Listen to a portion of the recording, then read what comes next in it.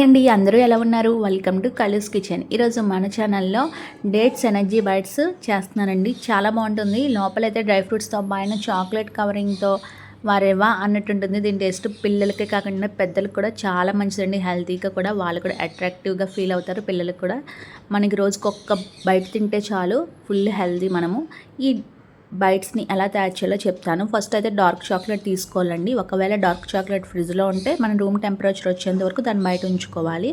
అదేవిధంగా బటర్ని కూడా బయట ఉంచుకోవాలి. చాక్లెట్ తీసుకొని ఇలా వేసుకుంటున్నాను.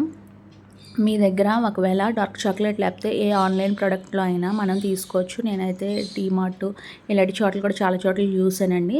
మీరు అక్కడ కూడా ట్రై చేయొచ్చు. దీంతో నేను చాక్లెట్స్ చేశాను, బ్రౌనీస్ చేశాను. చాలా యూజ్ అవుతుంది.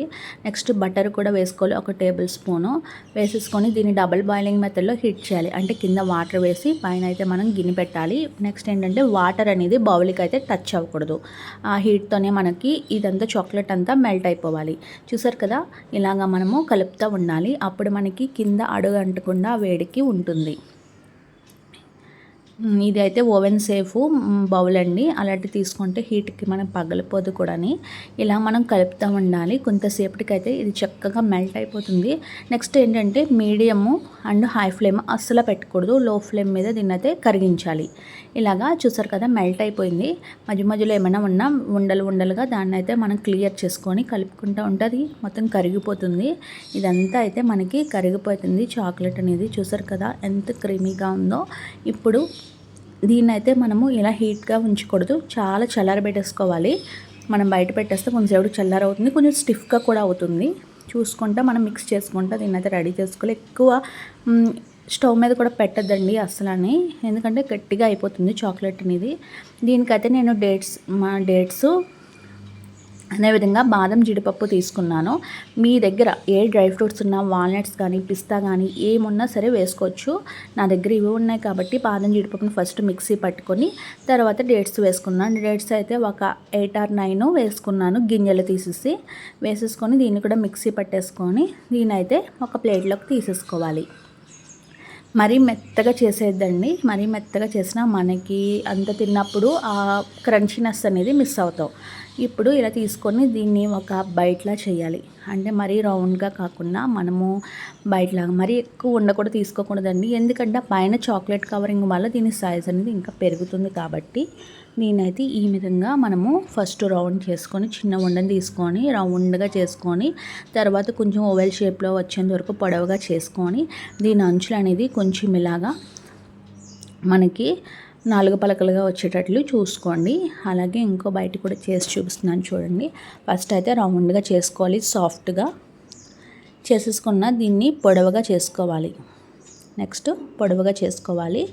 చేసేసుకున్నాక దీన్ని అయితే అంచులు ఇటు సైడ్ అటు సైడ్ మనకి పలకలుగా 4 పలకలుగా రావాలి. నెక్స్ట్ కొంచెం మధ్యలో అనేది ప్రెజర్ ఇవ్వాలి. అంతేనండి. మీకు ఏ షేప్లో కావాలితే ఆ షేప్లో చేసుకోవచ్చు. చాక్లెట్ కవరింగ్ ఉంటుంది కాబట్టి మనం ఏ షేప్లో చేసినా అంత మనకి షేప్ అనేది సరిగ్గా తెలీదు. అందుకే నేను సింపుల్గా బయటలా చేసేసుకున్నాను. పిల్లలు కూడా ఈజీగా తినే విధంగా బైట్స్ అన్నీ రెడీ చేసేసుకున్నాను. ఇప్పుడైతే మనము మన డార్క్ చాక్లెట్ ఉంది కదండి, ఇది అయితే బాగా చల్లారిపోయింది. ఇప్పుడు ఇందులో వేసేసుకొని గరిటతో దీని అయితే స్ప్రెడ్ చేసుకోవాలి. వేసేసుకొని దీని అయితే ఒక ప్లేట్లోకి తీసుకోవాలి. ఏమైనా ఎక్స్ట్రా చాక్లెట్ ఉన్నా కిందకి మనము వదిలేసి దీనైతే ఒక ప్లేట్లో పెట్టేసుకోవాలి. ఇంకో ప్రాసెస్ ఏంటంటే మనము చాక్లెట్ తీసుకొని ఇప్పుడు డ్రై ఫ్రూట్స్ తీసుకొని చాక్లెట్లో వేసేసి ఫస్ట్ గరిటతో అయితే దీన్ని ఇలాగా స్ప్రెడ్ చేసేసి ఫోర్క్ ఉంటుంది కదండి, ఫోర్క్తో దీనైతే సైడ్కి తీయాలి. ఎందుకంటే మనకి గరిటలో అయితే ఎక్కువ చాక్లెట్ ఉండిపోయి మరీ ఎక్కువ చాక్లెట్ అనేది ఫిల్ అయిపోతుంది. అందువల్ల ఒక లేయర్గా కాబట్టి అన్నిటికి సరిపోవాలి, ఒక లేయర్గా రావాలి కాబట్టి ఇలా తీసుకొని ఎక్స్ట్రా పిన్ ఉంటే తీసుకోవాలి. చూసారు కదా, డ్రై ఫ్రూట్ ఎక్కడ కనిపించినా మనకి లోపల స్టఫింగ్ అనేది పైన చాక్లెట్తో కవర్ చేసేయాలి. ఇలా కొంతసేపు మనమైతే ఫ్రిడ్జ్లో పెట్టుకోవాలండి. డైరెక్ట్గా కాకుండా ఫ్రిడ్జ్లో పెట్టుకోవాలి. ఒక పావు గంట పెట్టుకుంటే సరిపోతుంది. దీనిపైన నేను బాదం జీడిపప్పుతో అయితే దీన్ని డెకరేట్ చేశాను. ఇలా అన్నీ రెడీ చేసేసుకోవాలి. నేను వేసిన చాక్లెట్ అయితే అన్నిటికి సరిపోయింది. లైట్గా కొంచెం మిగిలిందంతే, అన్నిటికి సరిపోయింది కరెక్ట్గానే. మీరు ఎన్ని బైట్స్ చేసుకుంటే అంత చాక్లెట్ ఉంటే బెటరు. చాక్లెట్ మిగిలిపోయినా పర్లేదు కానీ తగ్గకూడదు అంతే. ఇలా వేసేసుకోవాలి. ఎక్కువసేపు చాక్లెట్ అనేది చల్లారబెట్టేసినా అది స్టిఫ్గా అయిపోతుంది కాబట్టి మీరు ఒకవేళ స్టిఫ్గా అయిపోతే దాన్ని డబుల్ బాయిలింగ్ మెథడ్లో మళ్ళీ కొంచెం కరిగించండి. కరిగించిన తర్వాత వేడయిన తర్వాత కొంచెం పల్చన అవుతుంది కదా, అప్పుడు తీసేసుకోండి. మరి ఎక్కువ స్టవ్ మీద కూడా పెట్టకూడదు. ఓ పావు గంట ఫ్రిడ్జ్లో పెట్టిన తర్వాత బయట అనేది ఇలా రెడీ అయిపోయింది.